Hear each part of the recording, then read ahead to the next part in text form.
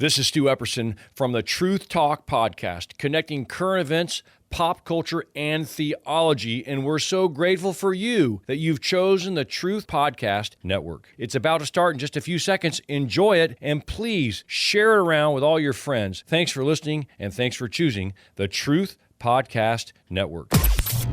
This is the Truth Network. There are no rules on this trip, remember? We're just heading for the Pacific, and there ain't no plan. Who knows where we're gonna be? I know where we're gonna be. Dudley hooked me up. Check out this thing. It's a GPS in my phone now. Look at that thing. Shit, let me see. That's Yeah. cool. Look at that. What'd you do that For the good of the trip. You don't need a GPS to discover America. You need a bike and you need the road, okay? Freedom. Welcome to the Christian Car Guy Radio Show. I say this calls for action, and now, nip it in the bud. Nip it in the bud. You got to nip it in the bud. Good morning and welcome to Christian Car Guy Radio Show this morning. I'm Jerry Mathias, Ray's Body Shop and Wrecker Service. I'm sitting in for Robby's on the retreat this weekend, so he's not with us. I'm sure he's having a great time, and God is probably flowing pretty well through them guys and stuff at the camp and the retreat. And this morning, I tell you what, I'm excited about this show. In the studio with me this morning, I have Junior Reynolds. He used to be with Reynolds Garage up on in Stanleyville area. Also president of the Winston-Salem Forsyth County Wrecker Association. And I'm going to get Junior to introduce himself in just a moment. And also Mark Flint. And that name, you're thinking, well, let me see, that name kind of sounds familiar, but if you love hot dogs in Winston-Salem area, you know Pulliam's Hot Dogs. Well, Mark is with us, and what we're going to do this morning, a couple things. What I'm excited about is, one, we're going to talk a little bit. I always like to try to figure out a way when I'm on the air that can maybe save people listening some money and maybe keep them out of getting into a situation where it's going to cost them money or get them in trouble with their auto repairs or towing or body work or mechanical repairs.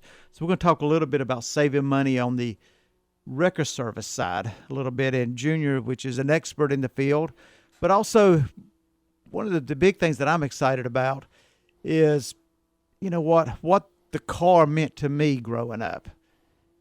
You know, my parents, especially my mom, my dad, put us in the car, and I can remember, this brings me back memories to Pulliam's Hot Dogs. When I was just a little kid, we would ride up on the afternoon, Saturday afternoon or Saturday evenings, and go inside, get hot dogs and a drink. And at the time, they had this truck outside and sold ice cream out of it. And big special if you got some ice cream. But we'd sit out there in the car and watch planes take off at Smith Reynolds Airport, and then if it was the weekend at the air show, and just enjoy that time as a family. Because I think, you know, with the course of time and the culture that we live in now, we just get so busy and we don't just sort of slow down and enjoy life and also spend time as a family. And I think the car can still be that tool to be able to allow us to sort of shut the world off. You know, turn your phones off, not worry about being on the computer and stuff, and just spend time in the car. I know as a child how much I enjoyed it, but also with my daughter, who was a cheerleader, and we traveled all over this country going to events and stuff. And it was just being able to get in the car, turn the radio off, unless we was listening to Truth Broadcasting somewhere, but just turn the radio off and just have conversations. Myra, my wife, and Taylor, my daughter, we would just do that, and just the family bonding, you know, was just so important as time went on and stuff. And I just think so many times we have lost that, just the simpler things in life. We kind of think everything needs to be at the pace that the world tells us it's at. It needs to be at. I mean, it seems like you get in a car, it's always we're rushing to get somewhere.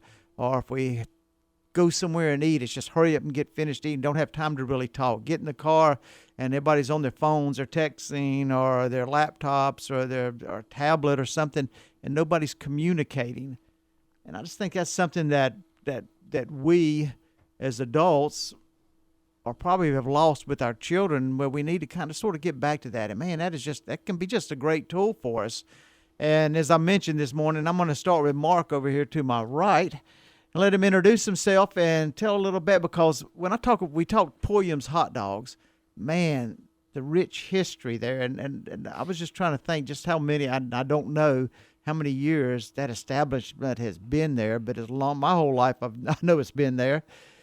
And just the history there. And if you get a chance, you need to go up there and just go inside. And it's just like sort of taking a step back in time and just look at the walls and stuff. Mark, go ahead and introduce yourself. Yeah, I'm Mark Flint. I actually own Poison's Barbecue up 4400 Old Walktown Road. But, yeah, we've been in business since 1910.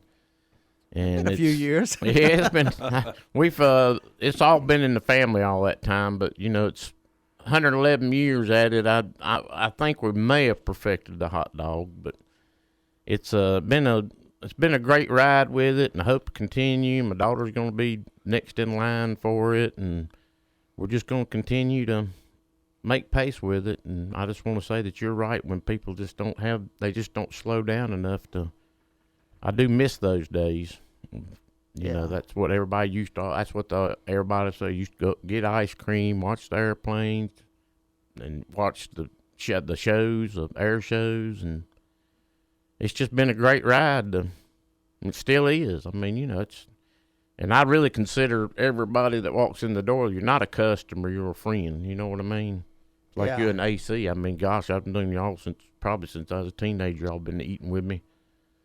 Yeah, we've been a lot of hot dogs been ate up there, that's for sure. And I can think back. I know I don't know. I guess probably to me it was just kind of a cool experience back. I can think the first time that me and Myra and Taylor drove up there when she was younger and stuff, and I went in there. We got hot dogs, sodas, and went out and sat on the stumps. Mm-hmm. And I just talked about how I did that as a child and stuff. Man, that was just cool. I mean, I can't tell you how much I enjoyed that and stuff. And yeah, them stumps we put out there, you know, sort of what means of keeping people off the grass, but now we just call it the stump patio.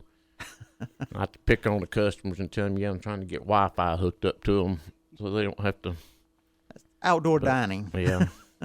But I tell you, thinking of stories about our place, there's one that brings me to mind with AC back when I was younger. There's a fella out there sitting with AC out there, and AC come in and he said, "Who is that fella out there?" And I told him who it was. He says, "Man, he just rolled out and counted about $3,500 out of his pocket." And this guy was practically homeless. But AC, I really can't believe it. He was that way. That fellow was. His family was in the business here in the tobacco warehouse business. But AC come in their door and said, "Who is that fellow?" Said he just counted out about $3,500 in front of everybody. I said, "Yeah, he's going to get knocked in the head one of these days doing that." Yeah, people, you know, and there was a time when people were just, you know, just more carefree and stuff. It was. And you know, as you talked about people that's walked through there, and one of the things we're going to do is I want a little later on share some of the stories. I know one of your biggest and favorite customer, maybe, or at least the hot dog there at Poyens was his favorite food. I think was Bill France Sr. and stuff. I want to just tell the story about what he did for his birthday a few years ago, and quite a few years ago. But that's just a cool story. Also, this morning it is a call-in show, and so you know what? If you have that story of getting in the car, spending time sitting out in the car and eating, going to the drive-in theater, sitting in your car, or just getting out and just riding around in the community, or taking a trip through the mountains and just spending time as a family, slowing the pace down and just enjoying and letting the car be a vehicle to bring people together. We'd love to hear those stories. If you have that story, give us a call at 866-348-7884. Again, this is a call-in show. We hope to hear your stories. And also with us is Junior Reynolds this morning. Like Mark said, we all go back a lot of years. And Junior, go ahead and introduce yourself.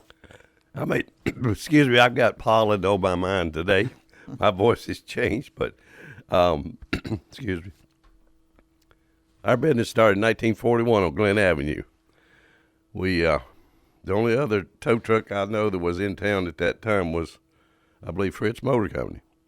My dad finally got one. The Ford place got one. But we and Fritz was the only one doing the police calls, the highway patrol calls, sheriff calls. But that's where my dad started on Glen Avenue with the towing business, and I've been in the towing business with him not since 1941, but in 1949 I came home as A.C. Reynolds Jr. from the hospital. And if y'all remember Pete Simon's barbecue up on the quarter, my dad took my mom by there for an evening dinner. He gave my mom a new dollar bill in 1941 for me. I made my first dollar bill at Simon's on, Indiana Avenue. Well, my mom started having children, so he kept me at the shop. And the guys would watch over me. I'd go in the tow trucks with them, things like that, as I got bigger. But in 1962, we moved everything to our location in Stanleyville, which we had a lot of acres there. It started a storage lot, and the towing business continued. All right, we're going to get the rest of that story in just a moment. Christian Car Guy Radio, glad to have you tuned in this morning. Don't forget it is a call-in show, 866-348-7884.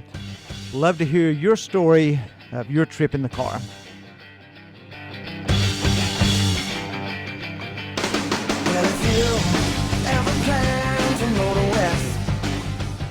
You're listening to the Truth Network and truthnetwork.com. Are you ready? Are you ready for some truth? A lot of truth coming at you this afternoon on the Truth Network. This afternoon at 1 Eastern Time, The Cure with Amy Cabo. It's a program that comes on at 1, and Amy really gets in and dives into a discussion, a lot of things where there's hope for everyone in her crisis that she went through as a young lady and a young adult to how she's able to be the cure through Jesus Christ. So tune in, 1 o'clock, Truth Network on these channels, and hear The Cure with Amy Cabo. Well, we're back to Junior. I think Junior just moved us to Stanleyville when we left him. Now let's see where we're heading now. And again, before we go into that, again, I want to hear your stories. I mean, everybody has a story of time they spent in the automobile, and that was used as a instrument to bring couples closer together. I mean, how many we're sitting in here. I'm looking at me and Mark and Junior have spent time at the drive-in theater at the day and stuff, just spending that time in the car and with your family and stuff. So I'd love to hear your stories, and it is a call-in, and the number is 866-348-7884. Okay, Junior, we're just moved to Stanleyville. Okay, that was 1962, and my dad, he bought a piece of property there that turned it into a salvage yard, turned it into towing service, and turned it into automotive repair service. We stayed there. My dad passed 2006. In 2012, the Beltway was the start of being built, and my property was right in the middle of it. And if you'll ride by where I used to be, just a block north of Dario, which is no longer there on University Parkway in Stanleyville. But it's still close by. It's just still down the road. close. It's Jeff built real close to us. But if you'll see that bridge that they built, I think they're going to build a second bridge there, 4-lane. Not sure, but I understand some people in the neighborhood now start calling that the Junkyard Bridge. So when you cross it, just say, there's the Junkyard Bridge, and that will keep you in what was the site there at one time. Really wasn't a junkyard. It was a salvage yard, but you could call it what you called it. But on the towing part that we was talking about a while ago, I'm just going to instruct you a short little message here about towing. If you have an accident out here, Highway Patrol, City Police, Sheriff's Department, when you're involved, it's called, when your car to be towed, a non-consent tow, unless you have someone that you prefer that is a legitimate business to tow your car. What I would do, that car is still your valuable piece of property. No matter how bad it's tore up, it's still your valuable piece of property. You have stuff in there that you want to get out of the car. You don't have all this time to do that on the scene of an accident most of the time. Also, you're in trauma. You don't know what to do. My suggestion would be this. Wherever your registration card is, put a company that does towing there. So when you pull that out, you'll know who to call, tell the officer who to call. Yeah, part of that, Junior, is just what's the purpose in that? I mean, because I always will say that you're better off having a, somebody that and stuff for multiple reasons. And one is just with the location where it's going, and also you've already built a relationship a lot of times with those people. You have, and plus they can direct you how the insurance is going to approach you, how they're going to say whether your car is salvaged or if your car is repairable, help you get relocated to a repairable place if it's not already there. That's a good thing for you to remember, too. If you have an accident, towing it to a place that can restore the vehicle back to its proper use. You just need to be prepared, because it's in your mind, it's not going to happen to you. That's when it's going to happen. So just be prepared. And just if you're saying take it to a place to be repaired, and if it's got any body damage, let's make sure that you put Ray's Body Shop on that, along with that registration. Yeah, tell it, Mark. Preach the truth. Preach it. That's it. But yeah, you know the thing is, and I always say that if it's you need mechanical repairs, upholstery work, even anything with your vehicle, kind of go ahead and get a relationship built up. I mean, if it's somebody that you kind of already know, and it'll help you in a lot of ways. And as Junior mentioned, the rotation calls, when it's law enforcement does it, they have a list, and you just randomly get called out on that list, and that's a good thing, because most no matter where you're at inside the United States, the way this operates is those facilities have been inspected and make sure they have the proper equipment and training to do the job, because law enforcement doesn't want to just send somebody out that is not capable to retrieve the vehicle, or could damage it, or even damage, physical damage to people around, or whatever it may be, just to get everything done safely. And so it's important to know that those people are qualified, but also they don't know you, so it's sort of a set fee, because there's a lot of things they have to be on that rotation. One is the insurance, and it's training, and it's the equipment, and all of that stuff. So you kind of pay for all of that when you are getting a call through the rotation, where if you're calling somebody direct or as a request, it's more of doing it because you're that person's customer. Am I right on that, Junior? Right. We have a structured price chart for the police department, highway patrol, sheriff department. Once your car is in need of that service, your charge for the service is rendered, so that you won't be ripped off or whatever. But if you have a company that you're very familiar with, they're going to have you a structured price also too, and help you out a lot. Yeah, and just the other piece of that is the location of your car going to, because let's just say you're in a large county, your vehicle could be towed. You could be on the south end of that county, and the wrecker that's dispatched could be from the north end of town, and it could be, 20 miles, 15, 20 miles that you have to drive to get to your vehicle to retrieve your stuff, and to just negotiate what needs to be done next. Where if it's somebody that you've called as request, most of the time it's somebody you're familiar with, and it's usually in your community. And that's also a big relief and a hassle you don't have to go through, because like Junior said, you're in a crisis when you've been in an accident, or if your car's broke down the side of the road, you got a flat tire, or you ran out of gas, or you went in there to go into Pulliam's to get hot dogs and you locked the keys in the car. It's not you're in a crisis, so kind of make it easier on yourself. Again, we'll be right back. You listen to Christian Car Guy Radio. I'm Jerry Mathias, Ray's Body Shop and Record Service. We got Mark from Pulliam's and Junior from the Winston-Salem Record Association with us this morning. We'll see you on the backside of this break.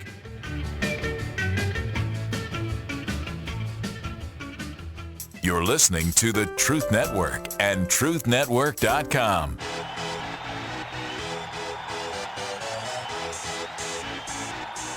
Welcome back, Christian Car Guy Radio Show. This morning, got Mark in here, and one of the things I wanted to take time, if you're a NASCAR fan and you really want to see some of the history of NASCAR and some of the pictures, you need to go by Pulliam's. Just go inside and see the rich history and the connection with NASCAR.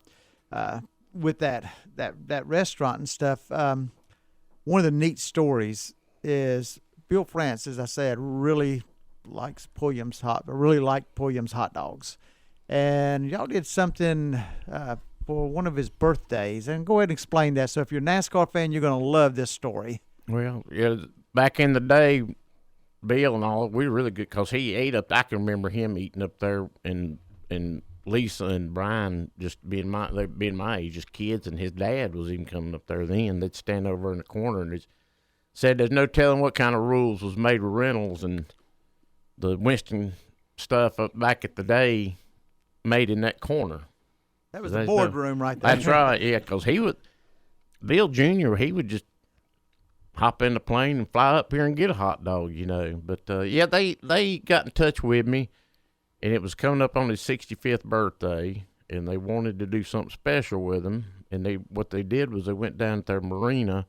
They came up there, measured the size of the room, took pictures, and they built him one inside that marina down there where he kept his yacht. Well, when he go down there to hang around down there at the marina, they would always call the guys that was building it. So you need to leave. You need to leave. Bill's on his way down there. Y'all don't need to be spotted. You run it coming in and out down there. So make a long story short, they built that. They flew up here, got me, flew me back down there, and we surprised Bill with the hot dogs, which turned out to be a really great thing, you know. And, you know, Bill was a real firm type of guy when it come to business. He was strong-armed, but he had a lot of fun in him, too, because he loved singing karaoke. Me and him and Mike Helton sang. Back then, Elvira was popular. Do we have any of that on tape? Do you have any of that on tape? No, I don't. But, you know, we sang that Elvira. Well, I called back down there at the track that week, and it's coming up on Martinsville race. And I called down there, and I talked to Betty Jean, secretary, and I said, look, you make sure to tell everybody to come on to Martinsville because they said that me and Bill and Mike sang Elvira so good, they want us to sing the national anthem. So that tickled them to death. But, yeah, it's you know, it's a lot of history there with that NASCAR stuff as far as drivers coming. I mean, you had Harry Gant, Dale Earnhardt. You had Davey Allison come up. Of course, Jimmy Spencer, he still comes up. Darrell Waltrip, Stevie. Of course, I mean, it goes on and on. Back in the day when Reynolds was involved in racing, there was a lot of, but he would just fly up, and I mean, they made a recipe book one time, these recipes, NASCAR recipes, and they put a recipe in there for my hot dog about how, you know, toast a bun and all that, you know. And the picture was in there, and they took a picture of some hot dog somewhere, and Bill told him, says, why didn't you go up there at Mark's and take a picture of his hot dog? Says, that don't look like his hot dog on there. Yeah, I've got to see some of those pictures of the talking about that where they recreated the restaurant down there for him. I mean, it was amazing just seeing how authentic it looked and stuff. And and that goes back to what we're just talking about, because as they would come in, even then, the executives would come in and step back there, and it was just sort of unplugging from everything, standing in a corner. Like I said, no telling what kind of deals were made there. And it goes back to all of us have stories of what the car and being in a car means as far as, and just going to a restaurant. You know, if you don't live near Pulliam's, I mean, there's a hot dog or hamburger place where you can go in your community, go inside or go through a Dario and get a drive-through and just pull over to the side of the road and just sit with your family and just have the meal and enjoy it. I always push the people that's like Dario, and you got several different others, Dawson's and whatnot, and PB's, but they're all great people. I always go see your local people. You know, the franchise stuff's okay, but support your local. I mean, I don't care if you go get a hot dog at their place. You're supporting a local person. Yeah, and you know, the thing is, the community and those people that are in those communities and stuff, that the community history is just so rich and stuff. And there's so many memories. And when you go, and especially if you're going back in time a little bit, you know, because I know every time I go to Pulliam's, for one, I can always think back of doing it as a child. I can think back But the first time I took Myra and Taylor up there, and we sat out on the stump and just reminisced and stuff. Every time I go down 158, or as I'm going to the shop on South Main Street, riding by the one of the old locations of the drive-in theaters, the time I spent just sitting in the car and just enjoying the company of whoever was with you and stuff. And Junior, I know you've probably had some of those experiences also. And like I said, I know the listening audience this morning has also had that. So even if you don't call in and share it, I just encourage you to step back in time, because those opportunities are still there. Yeah, I like to say one story about Juniors too, but it's a really good one. We're going to back up to the salvage and junkyard thing. Mary Ann Chaboy, of course, she's passed away now, but she was the Channel 12 news lady when I did the news for them. Well, she went up there to see AC's daddy and was interviewing him. And of course, she cruised Stratford and everything too. I mean, if people's got a story about cruising Stratford with all the hot rods and bustle cars, I did that also. That was the day. You know what I mean? But anyway, get back to her. She had been talking to AC's daddy, and she called it a junkyard. He said, "Ma'am, this is not a junkyard." Says, "This is a salvage yard." Says, "If you want a junkyard, you just ride right down here to Haynesmere Road, take a right, go across the bridge, and right there on the right, the junkyard." Yeah, AC Daddy, he was a catbird too, boy. Yeah, he didn't like, you didn't call it a junkyard. No. Junior early on when he introduced us, he said something about a junkyard, but that wasn't his dad. He wasn't. You better not call it a junkyard. No. Well, Daddy had a banner, and it was in the office for our office burned up, 1978. And on that banner, he had received it from someone. It says, "Welcome to the 16th largest industry in the world." Auto recycling, or salvage then at that time, wasn't recycling. The 16th largest industry in the world. And that tripped his trigger to say, "Man, I'm a CEO of an industry here that, has been advertised now." And my dad told me one time, he said, "One of these days you're going to be the CEO here." And he said, "Do you really know what that is?" And I said, "Well, sure I do." He said, "I don't think you do." I said, "Well, what is it?" He said, "CEO, come early and open." So that's what I had to do. I could be out on the wrecker at 4 or 5 o'clock in the morning. He'd call me on the radio. He said, "Where you at? Are you going to work today?" I said, "Yeah, I'm going to work." He said, "I'm at a certain place having breakfast. Come on by and I'll buy you breakfast." So things like that. And he was a character, and I tell you, I used to love, I'd give him some kind of idea about something. I said, "Dad, we ought to do this." And he wouldn't answer it right away. He said, "Well, let me think about it." And I always loved to hear him say, "I think that'll work." And that may be 2 months later, but he would say if he felt like it was going to, he said, "I think that'll work." That's Jubilee for me. I knew that was going to work. But he was a character, and when my wife first met him, we went to Town and Country for dinner. We rode in the back of that Lincoln while he drove. Now, is this the Lincolns that you bought matching ones? You got those? Well, yeah. We had Lincolns, but Daddy was a big car lover. He loved them. People would fuss at him and say, "Really, what do you buy all these big cars, fancy cars for?" He said, "'Cause they're good cars." But we'd ride in the back seat of that Lincoln. Mama would be talking to Gwen, and Daddy would be talking to me crossfire. And she looked at me, and Gwen said, "Next time, can you drive?" So, and she took care of my dad before he passed. He loved to go to the bank for us. And I don't care how much money or how little money I was putting in the bank that day. He would actually count it back out to me. He said, "Now, this is what we're putting in there, right? You know that, yeah?" And when he come back, we went over the same story. But he just wanted to know that he was doing the right thing until he got sick and couldn't be there anymore. But I tell you something, he was a good guy, and I'm sitting here looking at two guys, myself, and there's a bunch others out there. You look at your background, your family. If you've been in business, Well, your parents, you're probably still there with them now. They trained you right, and I'm glad they did.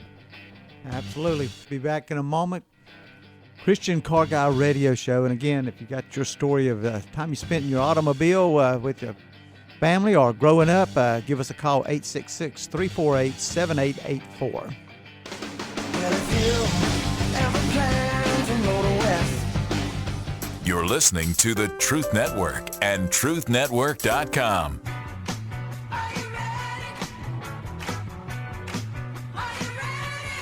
Yeah, welcome back, Christian Car Guy Radio. And as we're talking, I think about during the break, Mark was even talking about just, the COVID-19. We're just not spending as much time, just in conversation and just the fellowship and stuff. And, I think back, how important, us as human beings having that community and that those relationships, how important these are for us. I mean, think back about, the Bible and Jesus, Christ was all about that community and all through the Bible, we see all those examples of that. And even in Acts, it talks about the church. One of the big purposes of the church is to bring the fellowship of believers together and stuff, because God knew that that's the way we're wired and we really need that. And now, not even just a COVID, but as we talked about, just getting away and spending time unplugging from the world a little bit, and just, when you're in the car with your kids, don't have your phones on, don't be the texting back and forth, don't have your tablet on. Just try to have some conversation, because anymore it seems like, when we have the opportunities to spend time together with people we really like and can learn a lot from and grow closer to, we allow these little things that I got sitting on this desk over here, the telephones and the text messaging and the tablets, kind of get in the way of that. And that's what I think, when I said this, to start the show this morning was, I think back of those memories when it wasn't like that. And we took advantage of it, because I know as a child, part of my childhood was growing up and those events where we'd go, like I said, go to Williams and sit there and drive up here and sit in the car, and even if it was just watching the traffic go by. And then as I got older, as Mark mentioned, cruising Stratford Road in the Winston-Salem area and stuff, doing that, just spending time in the car and the date nights going to the drive-in theater. And you didn't, I never had the phone on. Well, as a matter of fact, there wasn't any phones back then, so that you could take with you. So that made that part real easy. But just spending time and stuff, and then later years. And you talk about drive-ins and whatnot. Of course, they're making a comeback with those things now. But the Winston drive-in wasn't far from us here, and I can remember as a kid, Mom and Dad taking my sister and I with them up there to the Winston drive-in, which we didn't care about watching the movies, because Fibber McGee that owned it had that little train out there. We wanted to ride that train. A little bit of small sized train he had that went. It's all you out there that don't know anything about, but the train would come through the parking lot and go up underneath the screen, and you go back out toward Cherry Street, then you go right back in and just ride that little bitty train. That was a lot of fun back then. Had the swings and the seesaws. Yeah.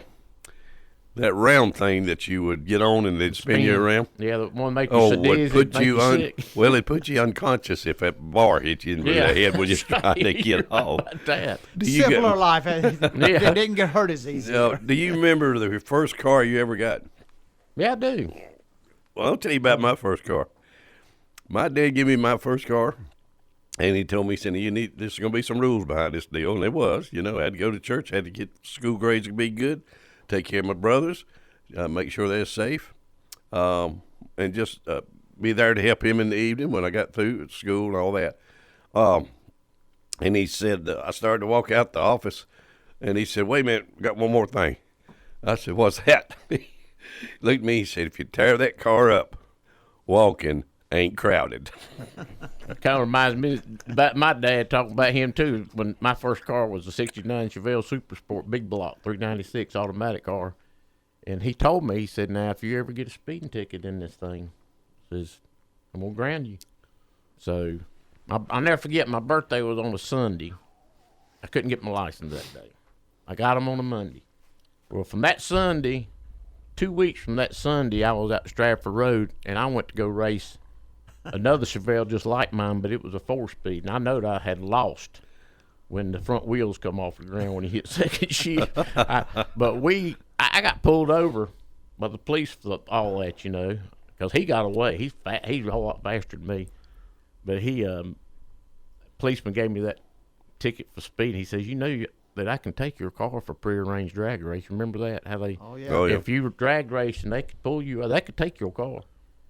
But I'm not going to do that. So I just went home, and Daddy was in there, and I walked in, and I gave him my license and my ticket. And I said, he says, well, I know you got to be at school at 8 in the morning, and I know school gets out at 3:30. You better be home between 3:45 or 10 to 4.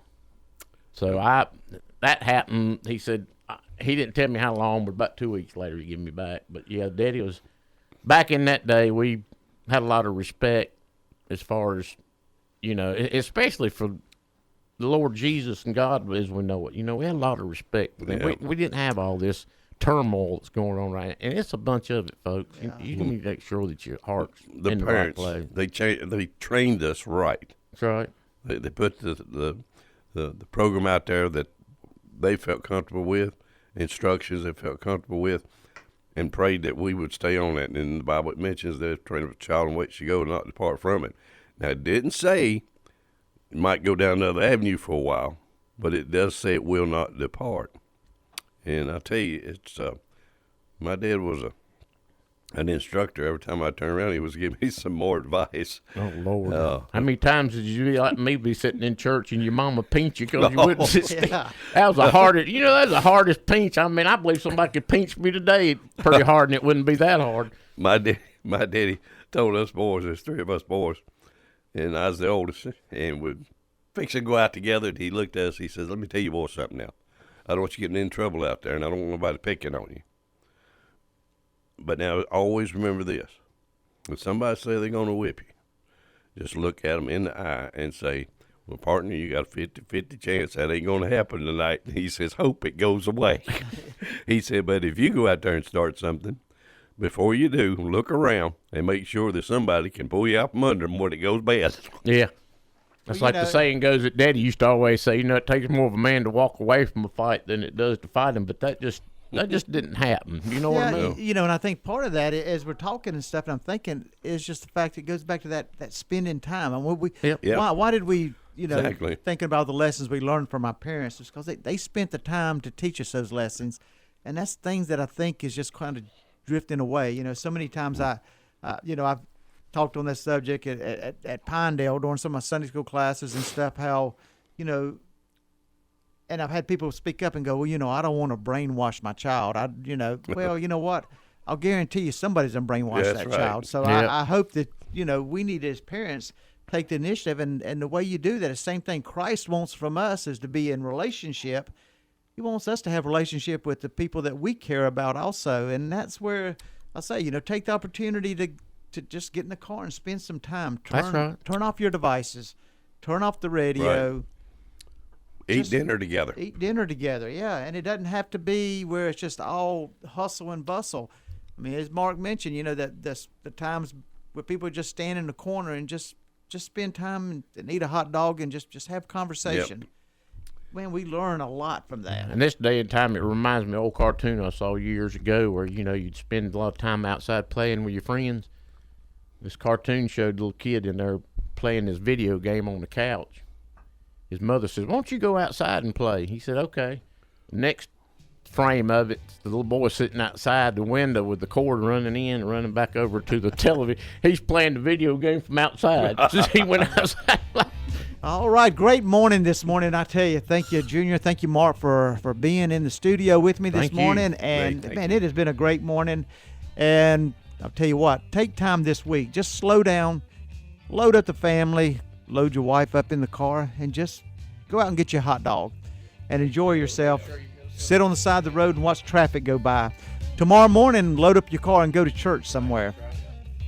Have a blessed day, and we'll talk to you next week. And again, hope Robby's having a great weekend.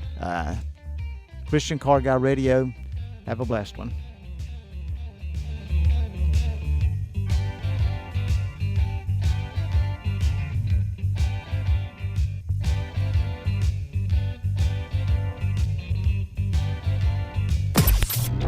This is the Truth Network.